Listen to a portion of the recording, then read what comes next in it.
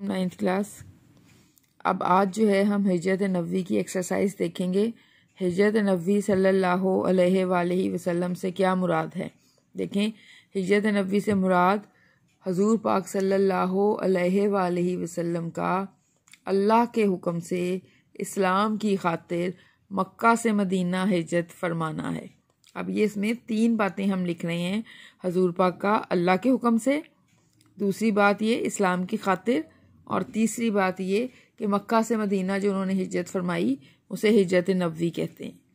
दूसरा सवाल है, रसूल पाक सल्लल्लाहु अलैहि वसल्लम ने नबूवत के कौन से साल हिजरत फरमाई। इसका जस्ट यही आंसर है 13वें साल। लेकिन हमेशा मैं आपको बताती हूँ कि आपने सिर्फ 13वें साल नहीं लिखना, बल्कि पूरा सेंटेंस कंप्लीट करके लिखना है। रसूल पाक सल्लल्लाहु अलैहि वसल्लम ने नबूवत के 13वें साल हिजरत फरमाई।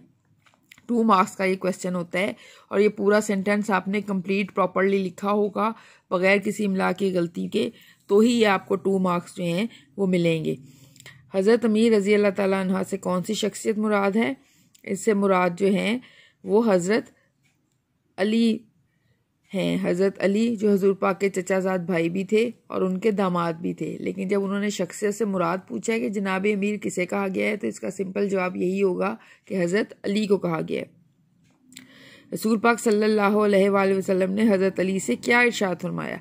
उन्होंने इरशाद फरमाया था कि तुम मेरे बिस्तर पर सो जाओ और सुबह सबकी अमानतें वापस करके मक्का छोड़ देना और मदीना तशरीफ़ ले आना। हज़रत अस्मा रज़ी अल्लाह ताला कौन थी। देखें, इसमें हज़रत अस्मा जो थी वो हज़रत अबू बकर सिद्दीक की साहबजादी जो हैं उनका जिक्र किया गया है। हज़रत आयशा की बहन भी थी। लेकिन इस चैप्टर के मुताबिक जब हम आंसर दे रहे हैं तो इतना लिख देना काफ़ी है कि हज़रत अस्मा जो थी वो हज़रत अबू बकर सिद्दीक की बेटी थी, साहबजादी थी। फिर उसके बाद है, कुरैश ने रसूल पाक सल्लल्लाहु अलैहि वसल्लम और हज़रत अबू बकर को गिरफ्तार करने का क्या इनाम मुकर्रर किया। उन्होंने खून बहा इनाम मुकर्रर किया था। और खून बहा क्या होता था, 100 ऊँटों के बराबर, 100 ऊँट अदा करने या 100 ऊँटों के बराबर रकम देनी, ये उन्होंने जो है खून बहा मुकर्रर किया था। और ये जो है इनाम के तौर पे रखा था कि जो कोई इन दोनों हजरात को पकड़ के लाएगा उसको ये खून बहा इनाम के तौर पे दिया जाएगा। तो अगर आप गौर करें तो एक बहुत बड़ी रकम बनती थी और बहुत बड़ा लालच दिया गया था। फिर है, सराका कैसे ताइब हुआ। तो देखिए, सराका जो है वो जब उनकी तलाश में निकला तो उसने देखा, लेकिन जब वो घोड़ा करीब किया तो उस घोड़े ने ठोकर खा ली। फिर उसने एक तरकश से फाल के तीर निकाले कि हमला करूं या ना करूं। मतलब आप इस तरह आजकल की ज़ुबान में अगर समझें कि टॉस करना किया कि मैं ये काम करूं या ना करूं, तो हर दफ़ा उसका जो है जवाब ना में आया कि तुम्हें इनका पीछा नहीं करना चाहिए। फिर ऐसा हुआ कि उसने इतना बड़ा मुआवजा सोच के कि तीर की बात कैसे मान ली जाए, दोबारा घोड़े पे बैठा और उनके पीछे आने लगा। तो अब की बार क्या हुआ, घोड़े के पाँव जो थे वो टखनों तक या घुटनों तक ज़मीन में धंस गए और उससे ये हुआ कि वो पीछा ना कर सका। यहाँ पे यही बात बताई जा रही है कि हर तरह से उसे पता चल गया कि ये कोई और मामला है, मैं उनका पीछा करके जो है वो नहीं हासिल कर सकता, उनको नहीं पकड़ सकता। तो आखिर उसने अपना इरादा तर्क कर दिया और हजूर पाक से आके माफ़ी मांग ली। अगला सवाल है, क्वेश्चन नंबर 2 कि मतन को मद्देनज़र रखते हुए मौजूद अल्फाज की मदद से खाली जगह पुर करें। ये MCQs के तौर पे ही यूज़ होते हैं। हाफिज़ आलम ने मुसलमानों को दारुल अमान डैश की तरफ रुख करने का हुक्म दिया। डैश दारुल अमान से क्या मुराद है, मदीना। नबूवत का डैश साल शुरू हुआ, कौन सा साल, 13वां। थर्ड जीम वाला है, इस वक्त आपके पास बहुत सी डैश जमा थी। डैश मतलब तलवार अमानतें जमा थी। डैश को मालूम हो चुका था कि कुरैश आपके कत्ल का इरादा कर चुके हैं। जनाब अमीर हज़रत अली को पता हो चल गया था कि आपके कत्ल का इरादा कर लिए, इसके बावजूद वो आपके बिस्तर पर सोने के लिए तैयार हो गए। डैश से पहले करारदाद हो चुकी थी। किससे पहले वादा हो गया था कि साथ मिलकर सफ़र करेंगे, हज़रत अबू बकर सिद्दीक से। इस तरह डैश रातें आपने गार में गुजारी। कितनी रातें गुजारी, 3 रातें गार में गुजारी। उसके बाद अगला जो है वो टिक क्रॉस है।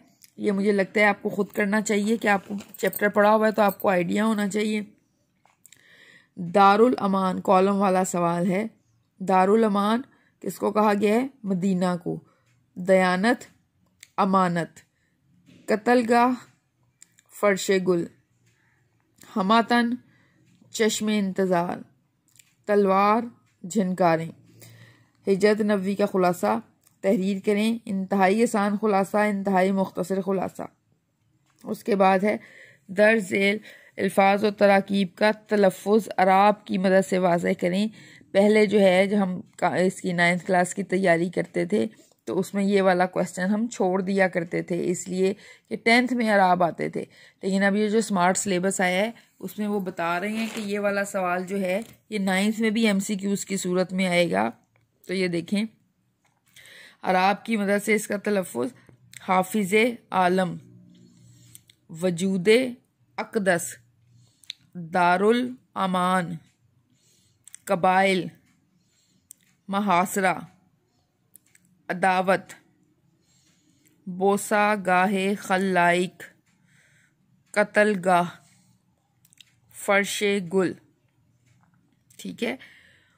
उसके बाद क्वेश्चन नंबर 7 देखें, मायनी दावत हक, हक की दावत या इस्लाम की दावत या इस्लाम की तबलीग, हदफ निशाना, मायूब ऐब वाला या बुरा लगने वाला, तरकिश उस खौल को कहते हैं जिसमें तीर रखते हैं, और खून बहा का मतलब है दियत, जो खून के बदले में दिया जाता है, इनाम या मुआवजा।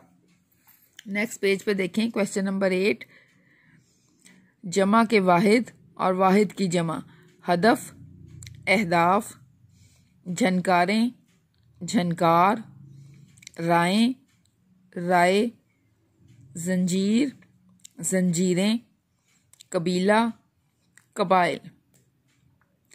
दर्ज इक्तबास की तशरीह करें और आप ज़रूर करके देखें, आपकी प्रैक्टिस होगी इसकी। इक्तबास की तशरीह आपको पता है 10 नंबर का सवाल है, पेपर में इंतहाई इंपॉर्टेंट सवाल होता है और ये ऐसा सवाल है जिसमें कोई चॉइस भी नहीं होती। और उसके बाद क्वेश्चन नंबर 10 फिर वही है, दर्ज तराकीब के मायनी, आस्ताना मुबारक, मुकद्दस जगह, हजूर पाक के घर को कहा गया है उनके रहने की मुकद्दस और पाकीज़ा जगह। बोसा गाहे खल्लाइक, चूमने के, मखलूक के चूमने की जगह, मतलब इंतहाई एहतराम और अकीदत वाली जगह जहाँ पे मखलूक जाके बोसा देती है, चूमती है। फर्श गुल, फूलों का फर्श। गिरा बहा, बहुत कीमती। हमातन, पूरी तरह से।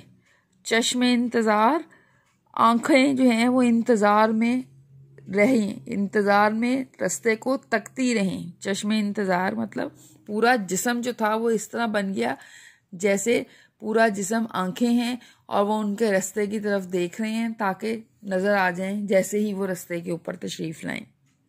इंतहाई आसान एक्सरसाइज है, पहले भी की हुई है, दोबारा रिवीजन करवा दी है ताकि प्री 9th का काम जो है वो आप एक दफ़ा फिर से रिवाइज़ कर लें।